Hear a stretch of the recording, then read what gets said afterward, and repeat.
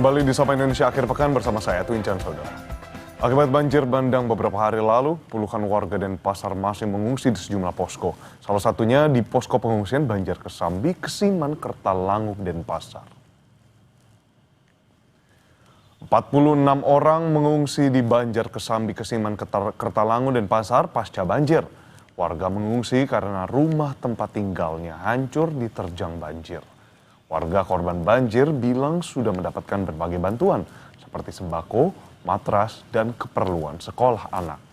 Rencananya saudara pengungsi yang ada di posko pengungsian akan pulang ke sanak keluarga karena situasi yang sudah mulai membaik dan persiapan anak-anak yang akan mulai sekolah. Banyak semua termasuk makanan, kasur semua dipenuhi. Rencananya ini mengungsi sampai kapan Ibu?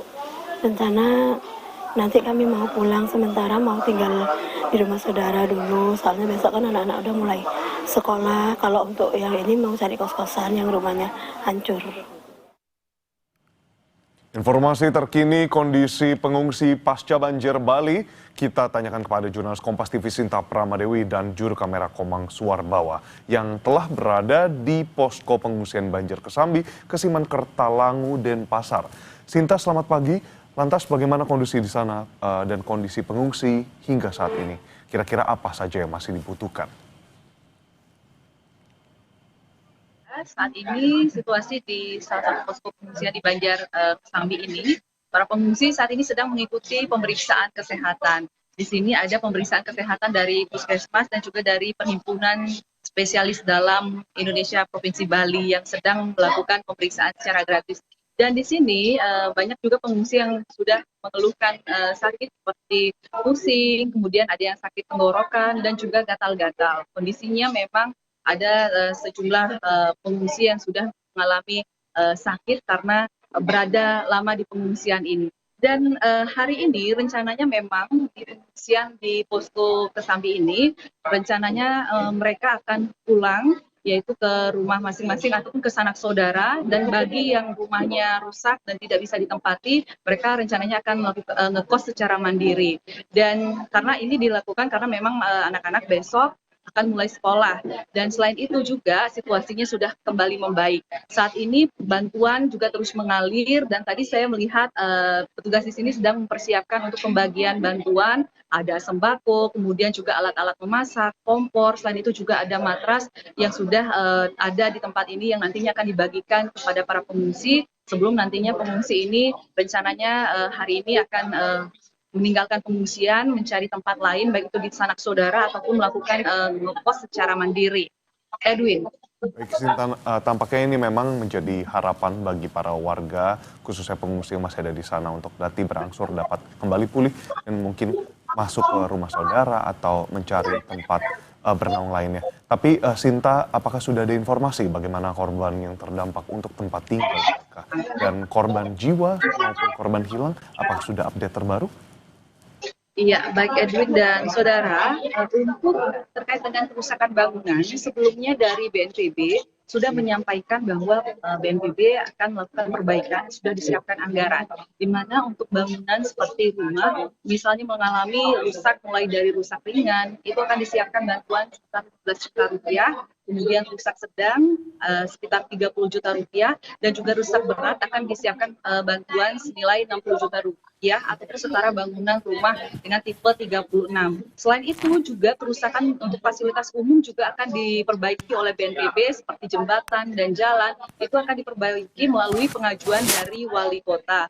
Dan nantinya para pengungsi ataupun warga yang terdampak daripada banjir ini dapat melakukan atau melaporkan ke kelurahan atau ke pemerintahan desa setempat untuk nantinya didata dan juga diajukan ke BNPB terkait dengan bagaimana proses perbaikan daripada rumah maupun fasilitas umum yang mengalami kerusakan di daerahnya masing-masing. Edwin. Baik Sinta, tadi kalau kita lihat ada bantuan dana seperti itu dan juga kalau kita tadi lihat ada cek kesehatan dan disebutkan tadi ada warga yang sakit. Nampak untuk antisipasi berikutnya warga yang sakit ini apakah akan dibawa ke pusat kesehatan atau bagaimana sih? Edwin, mohon maaf sebelumnya karena audio tadi sempat rusak, saya kurang jelas mendengar suara Anda. Baik, Sinta, tadi disebutkan bahwa ada pengungsi yang sakit dari cek kesehatan ini, mulai dari tadi demam, lalu gatal-gatal, dan juga mungkin mengalami beberapa sakit karena terlalu lama di pengungsian. Nah, lalu untuk antisipasinya seperti apa? Apakah sudah dibawa ke pusat kesehatan atau ada dokter yang memberikan obat di sana? Ya, saat ini tes kesehatan sedang dilakukan, pemeriksaan kesehatan maksud saya, sedang dilakukan di tempat ini. Dan di sini juga pengungsi yang mengalami sakit langsung diberikan obat. Dan juga tentunya harus mendapatkan istirahat yang cukup. Nah, nantinya setelah dari pengungsian ini, mereka akan diarahkan untuk tinggal di tempat keluarga ataupun di ngekos secara mandiri, dan harapannya dengan berada di tempat-tempat tersebut mereka bisa istirahat lebih nyaman sehingga proses pemulihan pun bisa lebih cepat dengan kondisi kesehatan pengungsi yang saat ini sudah mulai mengalami sakit-sakit. Edwin.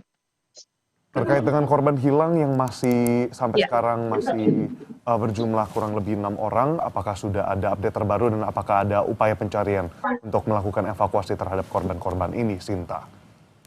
Ya, baik Edwin, terkait dengan korban jiwa, informasi terakhir kami mendapatkan informasi bahwa korban jiwa ada sekitar 17 orang yang dinyatakan meninggal dunia, dan hingga saat ini masih ada 5 orang yang masih dalam pencarian, di mana dari 5 orang yang masih dalam pencarian tersebut, 3 korban berada di wilayah Badung dan 2 korban yang ada di Denpasar, yang hingga saat ini tim SAR gabungan masih terus menyisir lokasi-lokasi yang menjadi titik-titik yang diduga bisa ditemukan daripada orang-orang yang saat ini masih dalam pencarian.